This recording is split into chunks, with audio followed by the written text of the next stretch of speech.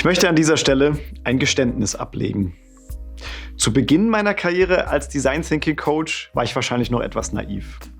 Ich habe Workshops für zahlreiche Teams moderiert, um mit Design Thinking die Welt von morgen zu gestalten.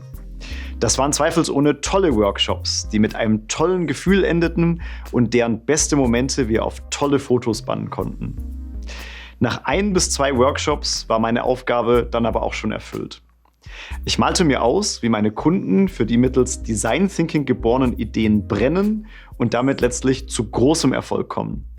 An einem verregneten Herbstabend 2017 in Berlin hatte ich das große Glück, Matthias, einen ehemaligen Teilnehmer meiner Workshops, 6 Monate später nochmal zu einem Feierabendbier zu treffen. Mit leuchtenden Augen war ich natürlich sehr gespannt, ab wann ich erste Umsetzungsergebnisse sehen könnte. Darauf erhielt ich jedoch eine recht ernüchternde Antwort. Diese Idee, die haben wir leider erfolgreich totgeredet. Wir sind so vielen Bedenkenträgern begegnet, dass wir am Ende fast selbst vom Glauben abgefallen sind. Und Design Thinking ist jetzt natürlich auch verbrannte Erde, denn es kam ja ganz offensichtlich nichts dabei heraus. Ich war schockiert und dachte, wahrscheinlich ein trauriger Einzelfall. Um sicher zu gehen, habe ich dann aber auch andere ehemalige Kunden kontaktiert, um mein Bild wieder zurechtzurücken.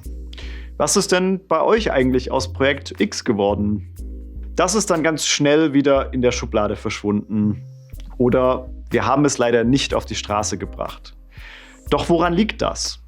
Der Spagat zwischen Design Thinking und dem Daily Business ist oft einfach viel zu groß. Die Design Thinker wollen Disruption und sind bereit zu scheitern, um daraus zu lernen. Der Rest der Organisation steht Veränderungen aber eher skeptisch gegenüber.